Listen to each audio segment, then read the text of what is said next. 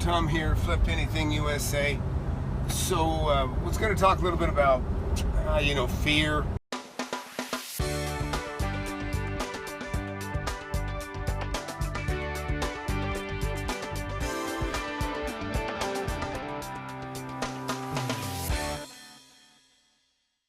People seem to be very afraid of doing things. I remember reading Tony Robbins' courses years ago, and he had a set of tapes, or about 10 different tapes. There's only about 3 or 4 that really mattered to me, but in fact, my mom a long time ago, this is probably 30, 40 years ago at least, probably 40 years ago actually.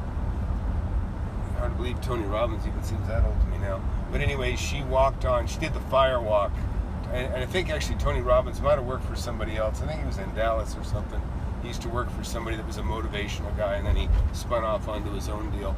But and he'd kind of get people to break through their fear. But anyhow, back to the stuff I was reading, as I remember anyways, and I may be wrong, but what I remember about one of the things Tony Robbins talked about was why people do things. People do things either out of fear, or most people do things out of fear. And I think that's generally the masses, to be honest. I know I'm not built that way, and I know other people that kind of aren't, but I got a feeling that it has a lot to do with people that kind of excel and get ahead, is it's not really kind of being reactive or fearful or doing things to avoid pain. That was the other thing. That was probably, actually that's what I'm getting at, is I think he used to say, Tony Robbins would say, or wrote about people doing things to avoid pain, rather than just simply doing things for pleasure. Not that we don't do things for pleasure, but I'm talking about kind of like doing things to gain, to get ahead, or that's what I relate to pleasure, I guess. But what I took from it is, some people will avoid doing things because they agonize and dread over the pain that's involved with facing a situation. And where for me, the agony is not having it resolved. So I've always been very good. It doesn't matter, what kind of problem it is. I mean, I'm a businessman anyways. And as a businessman, you just want to get stuff done, and I'm that way. But I apply it to everything, and I'm jumping around a little bit here. But what I was getting at is, I don't think doing things simply to avoid pain is the best attitude. I mean, I think you want to be proactive. I've always knew when I was young, I want to make some money. I don't want to be broke. I don't want to, go without the things that I want. As a kid I did, just because, parents split up and money was tight, and, my dad was in aircraft, and so he'd be unemployed. And my poor dad, before my dad had me, my dad had 3 daughters with a woman that was pretty messed up. And, she'd actually left him with 3 daughters. And so my dad is probably 25, 26 at this time, and he is ironing dresses and making lunches the night before, in the morning before my older sisters would go to school. And so fortunately he did find an employer that they'd allow him to come in late. They'd let him make up for it however they could with the schedule. But anyhow, anyways, that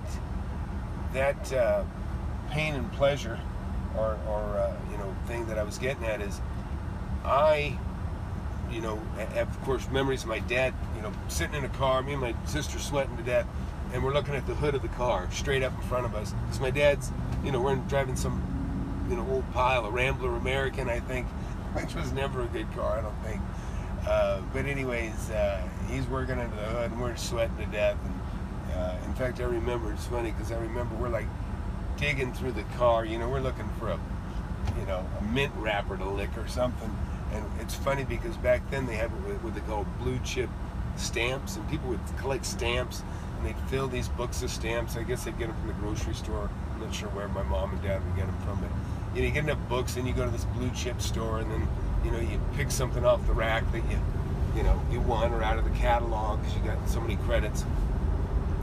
But I remember we were starving, and we're waiting, and the dad's king of the car started, whatever, and we start going through the car. I think it was the auto parts store. He's inside, and we find some of these stamps.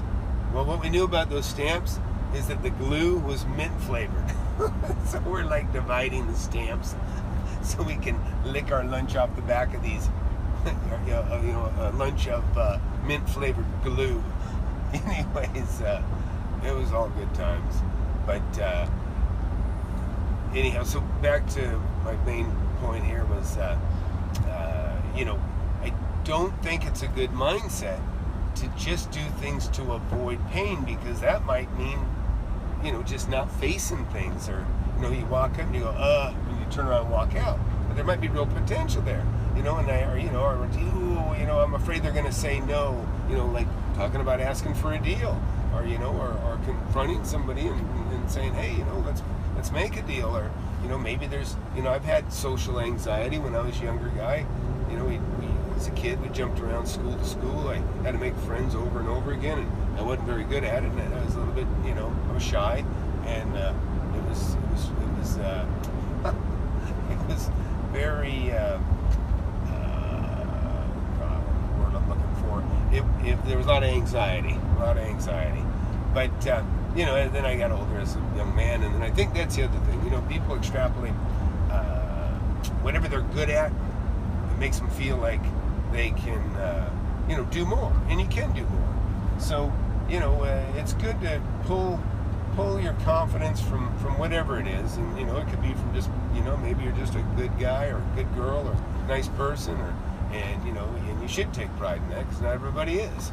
But whatever those qualities are that make you feel good about yourself, run with it. But utilize that as confidence to approach people, and to make things happen, and to ask for what you want. And anyhow, I'm jumping around a little bit here, just because one thing makes me think of another. But what I was going to say is the avoiding facing things. If you can waste so much time by avoiding something you're gonna have to take care of eventually. If your kid, might be cleaning your room, ultimately you're gonna have to clean that room. If you're my kid, you're gonna.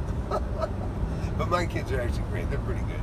But I have 4, so one, yeah, she needs motivation. But anyway, so my point is, when something's got to be done, I just get it done. I go straight to it. If there's a conflict, if there is, maybe, there's a conflict over, a bill, or amount, or, these things do happen at times. I don't hide from the phone. I just pick it up and talk, or I go straight to the person. I had conflict with one of my tenants a while back. They're running their AC non-stop, and I pick up the meter on that. And I have a laser, and I run through my building and I shoot the doors with my laser, and it instantly tells me the temperature of that door, which instantly tells me the temperature of that room. And I was running around on a weekend just shooting doors, making sure people weren't running their ACs that I would be paying for, and it's 67 degrees on that door, and that means that AC was never shutting off. And so you got, and this is something also to think about when you're paying the utilities, and that will happen. You'll get multi-tenant buildings with one electric meter. Well, when that happens, somebody is running that AC over the weekend. They didn't turn the thermostat down. That's a real problem, because do the math on that. Let's just say people are running their electricity 8 hours a day, 5 days a week. Well, that's 40 hours. The meter's running. Usually it's a little more, people come in earlier or later. Well, they just say it's 8 hours, so 40 hours a week. Okay. So if they're not turning if they bring their AC so far down that they're keeping it as cold as it can, and maybe even the AC can't keep up with it, so it never shuts off. And then they think, oh, I'm going to let it run so it's cold here in the morning when I get in the morning. Well, now that AC is running 24/7. So every week, every 5-day week, that is now 3 weeks of air conditioning bills, right? 3 weeks of electricity. Well, now let's add the weekend. That's just two days, right? Well, that's two sets of 24 hours. That's another 4. That's another 4 hours, or it's another week. It's another week and a day. So when you get that kind of situation, you're talking about your electric costs are now going up about 4 1/10 times what it should be. So if your AC is $100, now it's $500 a month for that one unit. Or, you know, if it's 1,000, if it should be 1,000, now it's 5,000.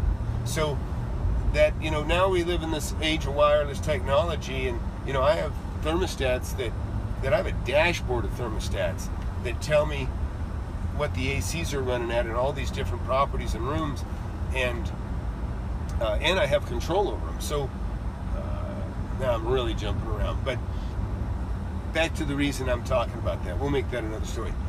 I had to confront this tenant. I said, hey, listen, man, you guys gotta, you know, because I took control of these ACs. Actually, it goes to my point. I put on new thermostats where I would set the temperature for the day, and then at the end of the day, the thing would shut down, so it'd be a lot warmer. Now the tenant can override it. They can say, okay, keep the AC on for another hour at whatever rate they want it. So it gives them another hour of comfort. You know, they could do it every hour till they could work, you know, 10 hours overtime, and it wouldn't matter. But they'd still have to hit that button every hour or two to extend the AC. But I had to do this for the reasons that I was talking about, because if I didn't put that kind of thermostat in place, they could run my bill up 5 times what it should be by running that AC all week. That takes it times 3, so that's like 3 weeks in a week. Then add the weekend, that's another week. So it adds over a month of utility bills to one month of utilities bills. So anyhow, so I'd had it, but I put these thermostats in. Well, tenant's upset, says, hey, this thing ain't cold enough. I said, what do you mean it ain't cold enough? I go, it's as cold as it can possibly get. And they had a lot of tenants. They had a lot of people in his workspace. And so I'd written a letter and said, hey, listen, man, you know, you guys keep this up. I said, I got to keep the temperature it's at. And I told him, I said, you know, I shot the door the other day at 67 degrees on a weekend. And so, anyways, he was upset. And so I said, I called him up, and we, you know, started getting that, you know, a little bit, you know, up, elevated. And I said, look, I'm just going to come straight over. And so I came straight over, and I said, look, you know, face to face, much better. And so that's the way to do it, though, because I said, and I told him, this is why. Let me show you. And when I came there, I walked into the building, and first thing I see is all the girls, they got sweaters on, they're freezing, and all the guys are wearing t-shirts. So, you know, that's common. You know, the girls get colder easier than the men. But, you know, I think these guys might even have weights in their damn place. I don't know. But they're doing things, you know, but the bottom line is there's got to be a medium somewhere. And I think when the girls are freezing wearing sweaters and the guys are wearing t-shirts, you know, that's about as good as you can get when you're running the AC to the max. So anyways, but the point I was getting at, it's better to go face to face, because me and him, it got heated. It did get heated. And, but by the time we were done, we had a better understanding of each other, and he certainly understood where I was coming from.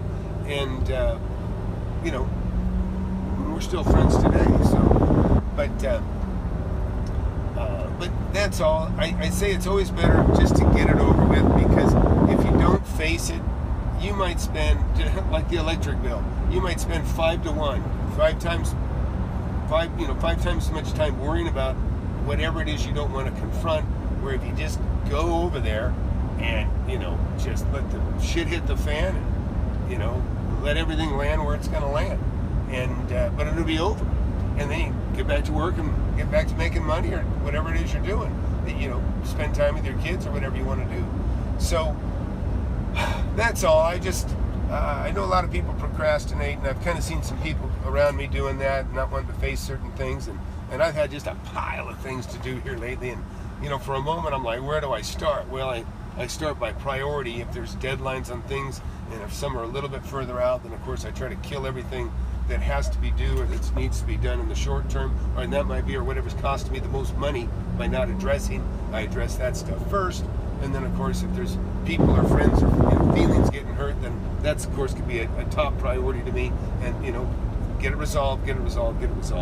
So anyways, that's all I got to share today. I jumped all over the place, but I think I'll watch this and I'll make some notes, because it made me think of a few things that we need to discuss, particularly those thermostats. The wireless thermostats are a great thing, and also, like I said, I have to remind myself we're watching this video when we're done.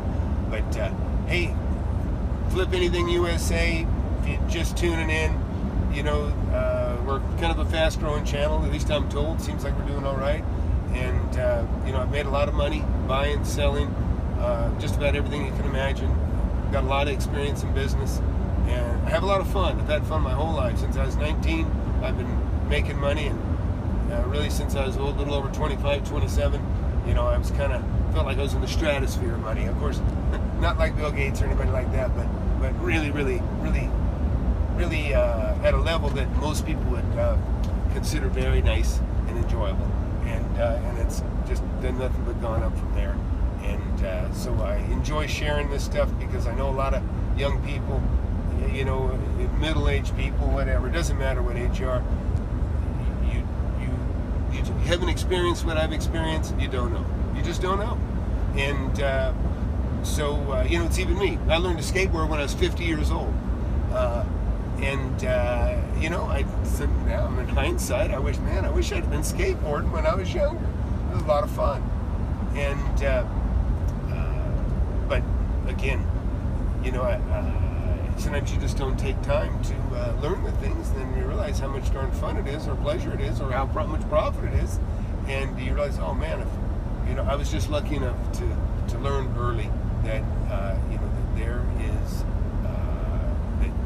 is a pile of money to be made in real estate, and it is a great lifestyle to be an investor, and I think if you knew more about it, you'd want it. You just would want it. So I try to share it, and explain it, and express it, and live it. And anyways, that's it for now. Flip Anything USA. Please share, and please subscribe. And look, I'd like nothing better than for people that make money, and for me maybe to be a little bit responsible for helping you find your way. So that's it for now. Have a great weekend.